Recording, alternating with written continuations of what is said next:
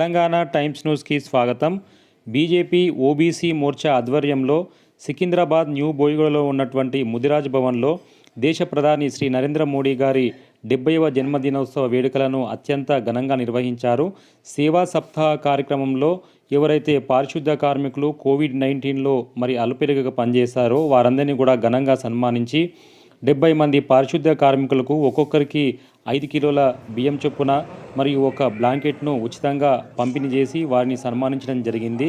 ఈ కార్యక్రమానికి ముఖ్య అతిథులుగా మాజీ శాసనసభ్యులు, మాజీ రాష్ట్ర బీజేపీ అధ్యక్షులు డాక్టర్ లక్ష్మణ్ గారు, నూతనంగా ఎన్నికైన నగర అధ్యక్షులు శ్రీ శ్యామ్ సుందర్ గౌడ్ గారు, ఓబీసీ మోర్చా రాష్ట్ర అధ్యక్షులు ఆలే భాస్కర్ గారు, ప్రధాన కార్యదర్శి సత్యనారాయణ గౌడ్ గారు, వై సురేష్ కుమార్ ముదిరాజ్, వై శ్రీనివాస్ ముదిరాజులు పాల్గొన్నారు.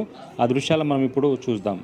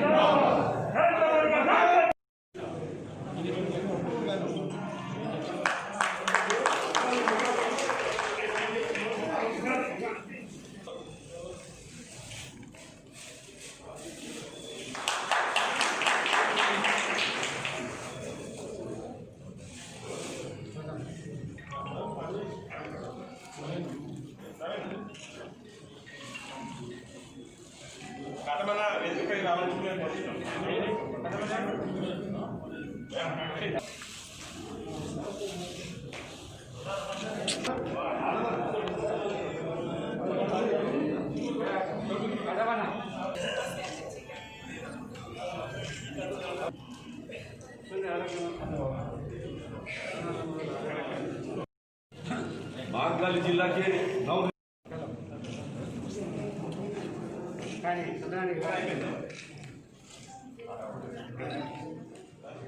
नवनिर्वाचित अध्यक्ष गौतम जी, राजशेखर रेड्डी जी और मंच पे विराजमान सभी मेरे भारतीय जनता पार्टी के साथीगण, भाइयों तथा बहनों, आज बहुत खुशी का दिन है कि बीसी समाज का एक सेवा कार्यक्रम के अंदर हम लोग भाग ले रहे हैं। ये सेवा कार्यक्रम अखिल भारतीय मोदी जी की 70वीं सालगिरह पर करने का निर्णय लिया गया था। उस एवज में एक सामाजिक कार्यक्रम कर रहे हैं, एक सेवा कार्यक्रम। आज यहाँ नहीं, हर जगह 7 दिन तक सेवा कार्यक्रम चल रहा था। हर वार्ड में, हर शहर में, हर जिले में ये कार्यक्रम चल रहा था। और मैं आपसे सभी से निवेदन करना चाहता हूँ, बीसी संगम के अध्यक्ष आले भास्कर जी से, आने वाले दिनों में म्युनिसिपल इलेक्शन आने वाले भी लड़ेंगे हम लोग, दोनों मिलकर लड़ना आपके बार हम लोग। इसलिए मैं यहाँ के सत्यानारायण गौड़ जी को और यहाँ के भारतीय जनता पार्टी के वर्तमान कार्यकर्ताओं को सभी को धन्यवाद देना चाहता हूँ कि आप बीसी की तरफ से ये कार्यक्रम लगाए और सफल बनाने के लिए बहुत बहुत धन्यवाद।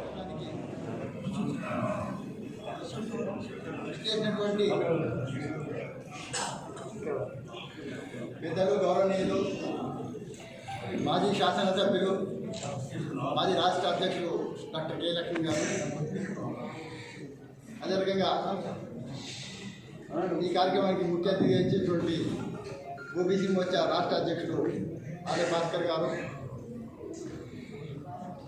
నా తోటి మిత్రులు, సహ అధ్యక్షులు అంబర్పేట్ బర్గత్పుర అధ్యక్షుడు గౌతమ్ రావు గారు, వర్మ గారు, ఓబీసీ మోర్చా నాయకులు, సీనియర్ నాయకులు సదానంద ముదిరాజు గారు, సత్యనారాయణ గౌడ్ గారు,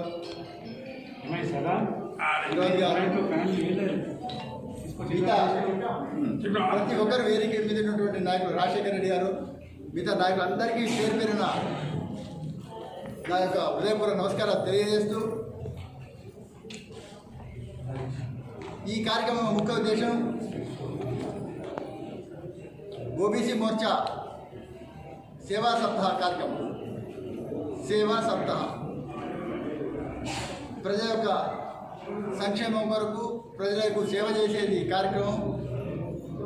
దాంట్లో భాగంగా మన గౌరవ ప్రధానమంత్రి గారు నరేంద్ర మోడీ గారు 7 రోజుల కార్యక్రమం చేయాలని చెప్పేసి 7 రోజుల్లో కూడా రాజకీయ నాయకుల యొక్క ముఖ్య లక్షణాలు, ముఖ్య ఉద్దేశం కూడా ప్రజల యొక్క సేవయే, ప్రజా సంక్షేమమే మన యొక్క కర్తవ్యంగా ఉండడం రాజకీయ నాయకుల యొక్క ముఖ్య లక్షణం. దాన్ని దృష్టిలో పెట్టుకొని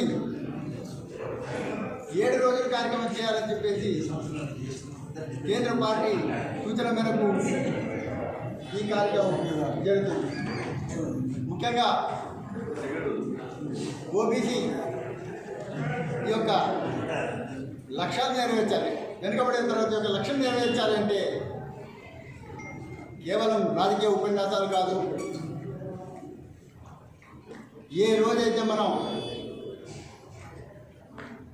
యావత్ భారతదేశంలో ఉన్నటువంటి 52% వెనుకబడిన తరగతుల వారికి అందరికీ సమానంగా హక్కులు. సత్యనారాయణ గౌడ్ గారు, రాష్ట్ర ఓబీసీ మోర్చా అధ్యక్షులు మాలి భాస్కర్ గారు, ఓబీసీ మోర్చా రాష్ట్ర పూర్వ అధ్యక్షులు పెద్దలు కాటం నరసింహ యాదవ్ గారు,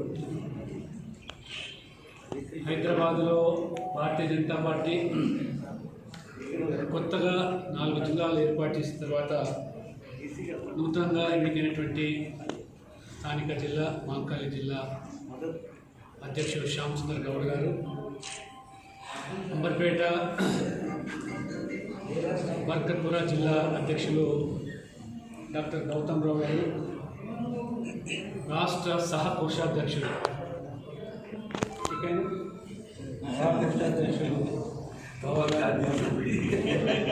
వర్మ గారు,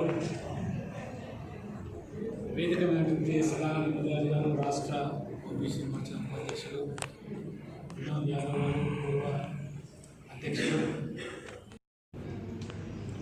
బీజేపీ నాయకులు, విచ్చేసినటువంటి బీజేపీ కార్యకర్తలు, నాయకులు, వివిధ కుల వృత్తులలో కొనసాగుతూ ఉపాధి కోల్పోయినటువంటి దీన జనులను ఆదుకోవడానికి ఓబీసీ మోర్చా ఆధ్వర్యంలో మన ప్రియతమ ప్రధాని నరేంద్ర మోడీ గారు 70 వసంతాల్లో అడుగుపెట్టిన సందర్భంగా దేశవ్యాప్తంగా కూడా వారు పుట్టినరోజు 17 సెప్టెంబర్,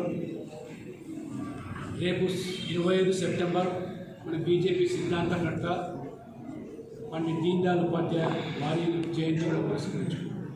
ఈ వారం రోజుల్లో సేవా సప్తాహ పేరు మీద వాళ్ళు సేవా కార్యక్రమాలు చేపట్టాలని పార్టీ పిలుపు అందుకని సెప్టెంబర్ 17 నుంచి బీజేపీ కార్యకర్తలు ముఖ్యంగా ఈ క్లిష్ట సమయంలో, సంక్లిష్టమైనటువంటి పరిస్థితుల్లో, ఈ కరోనా మహమ్మారి వల్ల ప్రజలు ఒకవైపు సకాలంలో వైద్యం అందక, లేదా ఈరోజు ఉన్న ఉద్యోగము, ఉపాధి కోల్పోయి దిక్కుతోచని పరిస్థితిలో ఉన్నటువంటి వర్గాలకు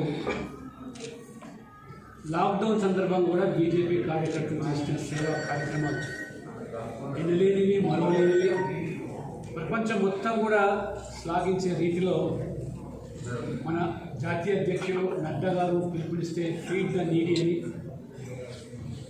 నిత్యావసర సరుకులు, ఆకలితో అలమటించే వారికి అన్నము, దుస్తులు, రకరకాలైనటువంటి సేవా కార్యక్రమాలు, తమ ఆరోగ్యం కూడా లెక్క చేయకుండా, కరోనాను కూడా లెక్క పెట్టకుండా లాక్డౌన్లో నిజంగా నా కార్యకర్తలు చేసే సేవ నిజంగా వారందరికీ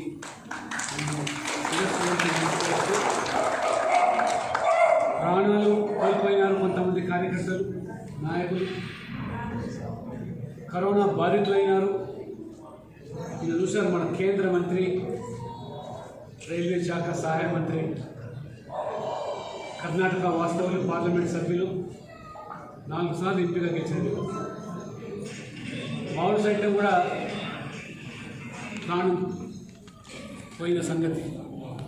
ఒకవైపు నితిన్ గడ్కరీ గారు, అమిత్ షా గారు, అదే రకంగా మన ఆరోగ్య శాఖ ఆయుష్ మంత్రి శ్రీపాద్ నాయక్ గారు, వీళ్ళందరూ కూడా కరోనా పీడితులు. అయినా మనము కరోనా నిబంధనలు పాటిస్తూనే ప్రజల్లో తిరుగుతూ ప్రజలకు సేవలు అందిస్తూ భారతీయ జనతా పార్టీ ఒక విశిష్టమైన party. BJP is a party with difference అని ఎందుకంటామంటే, రాజకీయ పార్టీ ఎన్నికల్లో మాత్రమే ఓట్ల కోసమే, గెలుపు ఓటమిల కోసమే ప్రయత్నం చేసే పార్టీగా, ఒక సేవా సంస్థగా ఈరోజు పలు సేవా కార్యక్రమాలు చేస్తూ ఉంది. ప్రపంచంలో అతిపెద్ద రాజకీయ పార్టీ. నరేంద్ర మోడీ ఒక పేద కుటుంబంలో పుట్టిన వ్యక్తి, పేదరికం అంటే ఏంటో అనుభవించిన వ్యక్తి. తన కుటుంబ పోషణ కోసం తల్లి పొడిగిళ్ళలో పనిచేసినటువంటి వ్యక్తి. నరేంద్ర మోడీ గారు రైల్వే క్యాంటీన్లో ఛాయ్ అయినాడు. ఒక బలహీన వర్గాల సామాజిక వర్గానికి సంబంధించిన వ్యక్తి దేశాన్ని పాలిస్తూ ఉన్నాడు. ప్రపంచం మొత్తం కూడా ఈరోజు అది కొనియాడుతూ ఉన్నది. దాదాపు 6 సంవత్సరాలు పూర్తయిపోయింది. ప్రపంచం మొత్తం కూడా మోడీ వైపు చూస్తూ ఉన్నది. కరోనాను ఎదుర్కోవడమే కాకుండా ఈ కరోనా ఆపత్కాలంలో ఆర్థిక స్థితిగతులు మెరుగుపరచడానికి 20 లక్షల కోట్ల ప్యాకేజీ ప్రకటించినటువంటి మోదీ. ప్రపంచంలో ఏ దేశం కూడా ఇంత ఆర్థిక ప్యాకేజీ ప్రకటించింది. కరోనా అనంత పరిణామాలు ఎదుర్కోవడానికి, కరోనా క్లిష్ట సమయంలో ఉపాధి కోల్పోయినటువంటి లేబరే కానీ, కూలీ కానీ, వ్యవసాయ కూలీ కానివ్వండి, వాళ్ళందరూ కూడా 1,70,000 ప్రధానమంత్రి గరీబ్ కళ్యాణ్ యోజన మొదట ప్రకటించారు. అంతేకాకుండా నేరుగా 500 రూపాయలు నెలకు ఈ పేదవాళ్ళ బ్యాంక్ ఖాతాలో జమ చేసే వ్యక్తి, దళారులు లేకుండా ఢిల్లీ నుంచి డబ్బులు పంపితే పేదవాళ్ళ ఖాతాలో చేరిపోయింది బ్యాంక్. ఈ నవంబర్ మాసం వరకు భాస్కర్ చెప్పినాడు, 6 నెలలు, నవంబర్ మాసం వరకు ఉచితంగా బియ్యం వారికి పంపిణీ. అంతేకాదు ఇవాళ లాక్డౌన్ తర్వాత ఉద్యోగం లేదు, ఉపాధి లేదు, వాళ్ళందరికీ కూడా ఉపాధి కల్పించడానికి వీధి వ్యాపారాలు చేసుకునేవాళ్ళు హైదరాబాద్లోనే 1,00,000 మందికి ఇవాళ 10,000 రూపాయలు వాళ్ళ యొక్క ఉపాధి కోసం మోదీ ప్రభుత్వం అందిస్తున్న విషయం. కిసాన్ సమ్మాన్ నిధి పేరు మీద, యోజన పేరు మీద మన తెలంగాణ రాష్ట్రంలోనే 34 లక్షల మంది రైతులకు 6,000 రూపాయలు పెట్టుబడి కింద సాయం చేసినటువంటి వ్యక్తి నరేంద్ర మోదీ. మహిళా సంఘాలు వాళ్ళు సంఘాలు ఏర్పాటు చేసుకున్నటువంటి ఈ మహిళా గ్రూపులు కూడా 10,000 రూపాయలు, మహిళా సభ్యురాలకి 10,000 రూపాయలు, ఆ సంఘానికి 50,000, 1,00,000 రూపాయలు. ఈ రకంగా కేంద్రం ఉదారంగా సాయం చేస్తుంటే సోకొకటిది. ఇవాళ నరేంద్ర మోడీ ఢిల్లీ నుంచి డబ్బులు పంపిస్తుంటే కేసీఆర్ డబ్బా కొట్టుకొని ఇదేదో మేము చేస్తున్నామని చెప్పి మనం చూస్తాం. టీఆర్ఎస్ కార్యకర్తలు ఏదో మేము పైసలు ఇప్పించామని వాళ్ళు నిలబడి బియ్యం దగ్గర, పైసలు ఇచ్చే దగ్గర. ఇవాళ మన హైదరాబాద్ చూస్తున్న బస్తీ దవాఖానలు ఎక్కడ వెండి ఈ బస్తీ దవాఖానలు?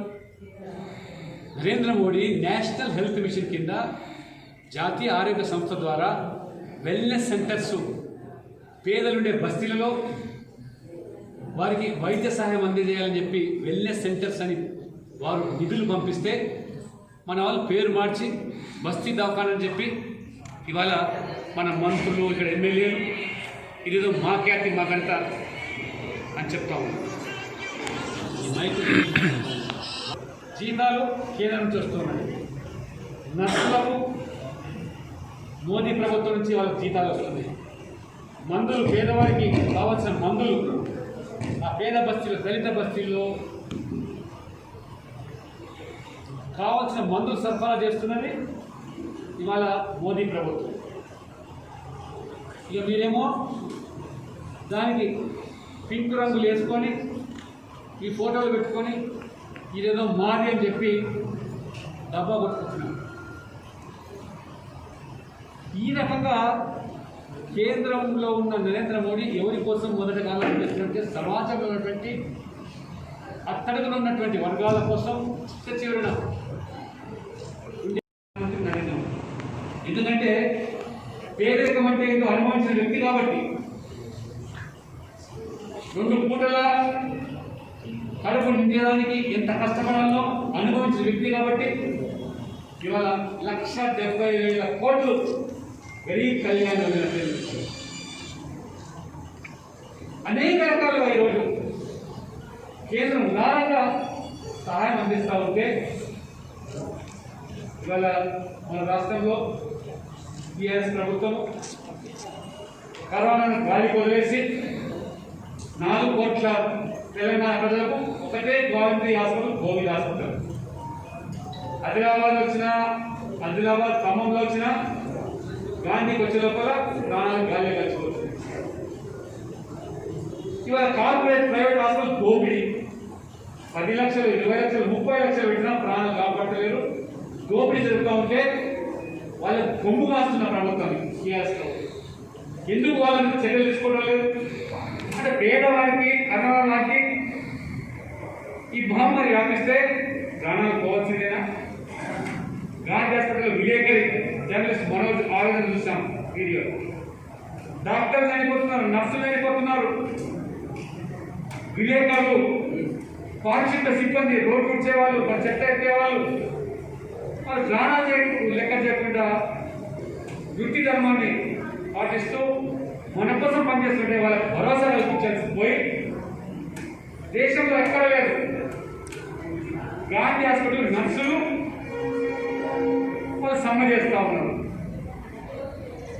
అవుట్ సోర్సింగ్ సిబ్బంది సమ్మె చేస్తున్నారు. మేము ప్రాణాలు పడంగా పెట్టి కరోనా పేషెంట్లను మేము చూస్తూ ఉంటే మా ప్రాణాలకు దిక్కులేదు, మాకు జీతాలు కూడా ఇవ్వడం లేదు. ఎక్కడ చూసామా దేశంలో హాస్పిటల్ నర్సులు ధర్నా చేసే పరిస్థితి. ఒకరోజు కాదు, 4 రోజులు ధర్నా చేసాం, మళ్ళీ నిన్న చేస్తూ ఉన్నాం. మాకు సకాలంలో జీతాలు ఇవ్వండి, మాకు భద్రత కల్పించమని. వాళ్ళకు మన ధర్నా చేస్తే తిప్పి చేస్తే 17,000 ఇస్తున్నారు. డాక్టర్లు నియామకం చేయరు, నర్సులు నియామకం చేయరు. గచ్చిబౌలి స్టేడియం కరోనా ఆసుపత్రిగా వాస్తవన్నారు. కోటలు మాత్రం కోటలు దాటుతున్నాయి. గీతల రాజేందర్ మాటలు కోటలు దాటుతున్నాయి కానీ చేతులు గడప దాటలేదు, ప్రగతి భవన్ దాటలేదు. గీతల రాజేందర్ ఆరోగ్య శాఖ మంత్రి నిస్సహాయుడు, ఆయన చేతులు ఏమీ లేదు. టిప్స్ అన్నారు గచ్చిబౌలి స్టేడియంలో 1000 పడకల ఆసుపత్రి పేదవాళ్లకు అందుబాటులో తీసుకొస్తామన్నారు. తీరా చూస్తే ఇప్పుడు 9 నెలలు అవుతుంది, ఆ ఆసుపత్రికి దిక్కు లేదు, అక్కడ ఉన్నటువంటి బెడ్స్ లేవు, ఆక్సిజన్ సిలిండర్ లేదా కాంట్రాక్టర్ సప్లై చేసిండో వారిని ఆక్సిజన్ సరఫరా చేసే కాంట్రాక్టర్ గవర్నమెంట్ నాకు బిల్లులు ఇవ్వాలని చెప్పి మానేస్తే ఆక్సిజన్ లేక చచ్చిపోతుందని చెప్పి తీసుకొచ్చి మళ్ళా వేగపెట్లు మ్యానేజ్ ఆ పేషెంట్ ఉన్న 50 మంది చేసింది. మోదీ ప్రభుత్వం పీపీ కిట్స్ ఇచ్చింది, వెంటిలేటర్స్ ఇచ్చింది. వెంటిలేటర్ ఇస్తే ఆ సీల్ కూడా ఇవ్వలేదు గచ్చిబౌలి. ఇది మీ నిర్వాహం. ఇక మంత్రులు రోజు దెబ్బ కొట్టుకుంటారు. మా కేసీఆర్ మిషన్ నాయకుడు వెళ్ళాడు. ఇవాళ కరోనా మన తెలంగాణలో ఉందా, మన దేశం మొత్తం మీద ఉంది, ప్రపంచం మీద ఉంది. అంతగా చచ్చిపోయి మందలు చచ్చిపోతున్నట్టు మాట్లాడుతుంది. వానలు వస్తే నీళ్లు రాక మంటలు వస్తాయంట. అయ్యా ఆ నీళ్ళు కొట్టుకోబడిన తల్లిదండ్రుల ఆవేదన, వాళ్ళ కడుపు మంట చూస్తే నువ్వు మంత్రిగా బాధ్యతగా వాళ్ళని ఓదార్చి ప్రభుత్వం అండగా నిలవాల్సి పోయి ఈ రకంగా రెచ్చగొట్టే విధంగా మాట్లాడింది మీకు పరిపాలన అయిపోయింది. అంటే పేదల బ్రతుకులంటే ఆ సునీత అనే అమ్మాయి ఆ కాలంలో కొట్టుకోకపోతే మీరు మీ నిర్వాహకం, మీ అధికారుల నిర్వాహకం, మీ ప్రభుత్వ నిర్వాహకం, ఆ నాల తప్పు లేకపోతే ఇది ఒకటి కాదు, హైదరాబాద్లో పరిపాటి అన్నప్పుడు ఉస్మానియా హాస్పిటల్లో మొత్తం ఆ కాలుష్యం నీళ్ళని ఉస్మానియా హాస్పిటల్కి వచ్చినాడు. కాలుష్యం కాదు చూసుకోలే కానీ ఉస్మానియా హాస్పిటల్ కాలుష్యం ప్రారంభం చూసినారు. పేషెంట్లు మొత్తం ఆ వరదల్లో కొట్టుకుపోతున్నారు. కాబట్టి ఇవాళ నరేంద్ర మోడీ ప్రభుత్వం 6 సంవత్సరాలుగా రైతుల కోసం, పేదల కోసం, మహిళల కోసం, యువకుల కోసం ఉపాధి, ఉద్యోగ అవకాశాలు మెరుగుపరుస్తూ ఇవాళ ఇంతకుముందు చెప్పిన పేదవారి పెద్ద జబ్బు వస్తే, ఇంతకుముందు గుండె జబ్బు వస్తే 10 లక్షలు, 8 లక్షలు. నరేంద్ర మోడీ గారు చెప్పారు, స్టంట్ వేస్తే వారికి 25,000 రూపాయలు స్టంట్ వేయాల్సిందే, మోకాలు చిక్కులు మారిస్తే 25,000 రూపాయలు చేయాల్సిందే. అంతేకాదు జనరిక్ మెడిసిన్స్, ప్రధానమంత్రి జన ఔషధ పేరు మీద మన బస్తీలలో బయట 100 రూపాయల మందులు ఉంటే మోదీ మెడికల్ షాప్లో 20 రూపాయలకి, 30 రూపాయలకి. జన ఔషధి షాపులని డాక్టర్ రాస్తే, బ్రాండెడ్ మెడికల్ మెడిసిన్స్ రాస్తే అవసరం లేదు, దాని ఫార్ములా ప్రకారంగా మన ఈ యొక్క జనరిక్ మెడిసిన్ షాప్స్ లో, జన ఔషధ షాప్ లో 1000 రూపాయల మంది 200 వస్తున్నాయి. ప్రతి ఇంట్లో వయస్సు మొదలైతే బీపీ, షుగరు ఆ గోళీలకే నెలకు 3-4 వేలు ఎక్కుతాయి. దానివల్ల 300కి ఇస్తున్నాడు మహానుభావుడు నరేంద్ర మోడీ. ఆ రకంగా విద్య, వైద్యం పేదలంతా అంటే ఈరోజు పేదవాళ్ళంటే ప్రధానంగా ఎస్సీ, ఎస్టీ, బీసీ ఈ వర్గాలు ఎవరైతే ఈ సమాజంలో వాళ్ళ కోసం పంచగెత్తున్న వ్యక్తి, రైతు కూలీల కోసం ఇవాళ ఈ రకంగా